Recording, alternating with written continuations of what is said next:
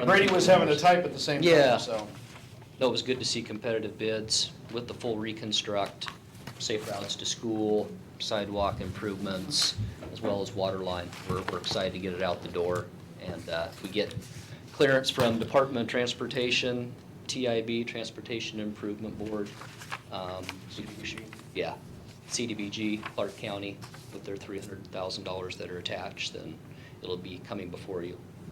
We weren't able to get it into the packet since we opened them late last week, but, so anticipate to see that in the packet, recommendation to award.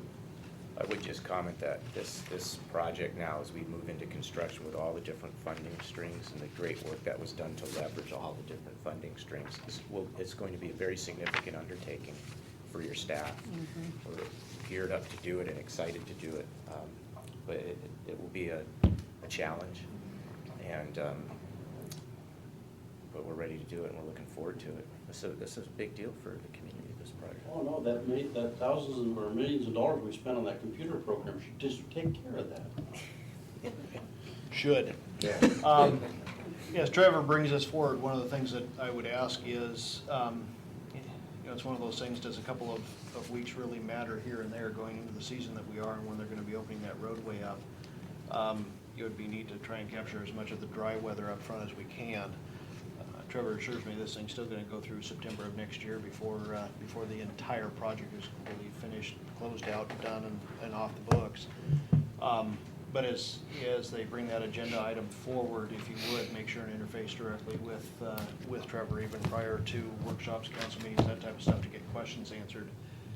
Not that we're trying to fast track anything other than trying to hit weather, but the more we can cut down on that and get this thing out the door and get the equipment on site, we're in a whole lot better shape going into the wintertime. And on the heels of the Department of Transportation Phase 1 update, we'll be in coordination with staff and their project management with their closures, because there could be significant impact with the East Street corridor, the old Evergreen Highway with closures, with Phase 1 and building that south frontage road, and then the north, and then getting 14 open back up. So we'll be coordinating that. Okay, thank you, Trevor. Councilman Shoemaker, do you want to talk a little bit on the first responders resolution? Yes.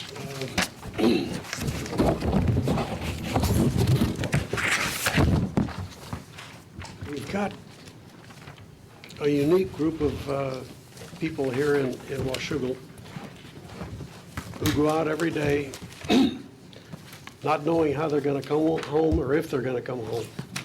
And I think it's traditional in this country to recognize people who make these sacrifices, provide this kind of service.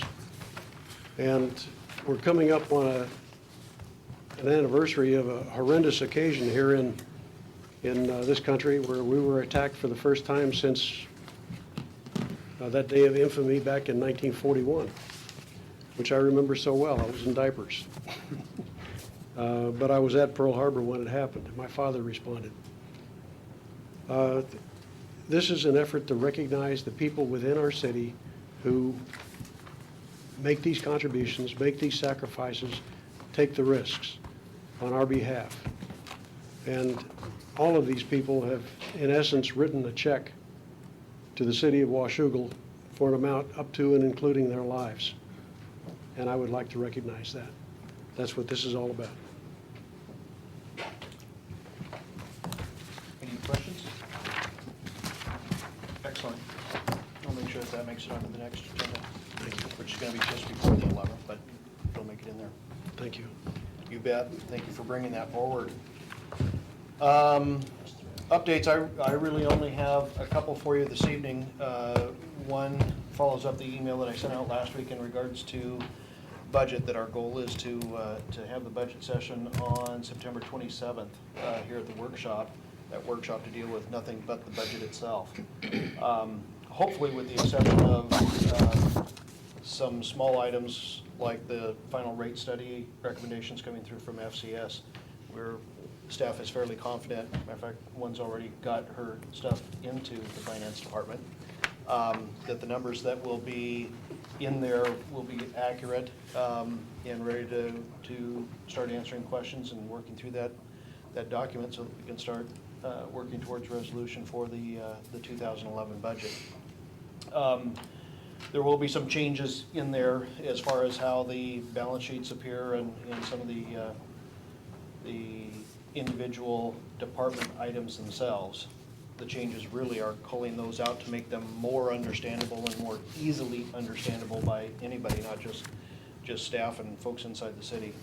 But we will have some of the reserve funds that we'll be culling out and identifying specifically for some of the replacement and repair areas and things like that. So it's gonna look a little bit different than everything when you get done. Probably gonna add up to pretty close where the numbers have added up to before, but there will be some changes in there. So again, as you get those items, I would ask that you not contact staff on those ones necessarily, but to bring those questions forward at the workshop so that everybody has the benefit of them. If you call those out in there, it'll be, I think, more helpful for the group on a whole.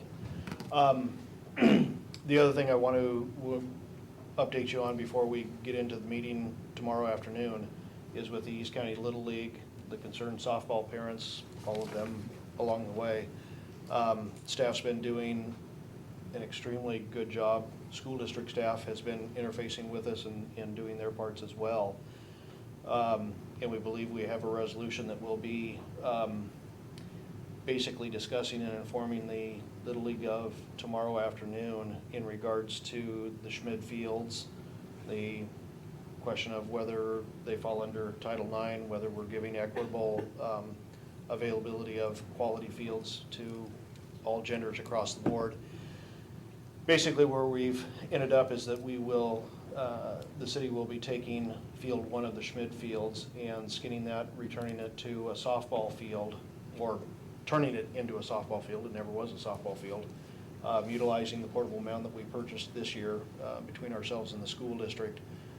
Doing some upgrades this next, over this next year to Bates Field and Lower Hathaway as well. So that in the end, basically what we end up in the city with is a first-rate softball and baseball field out at Schmid Fields.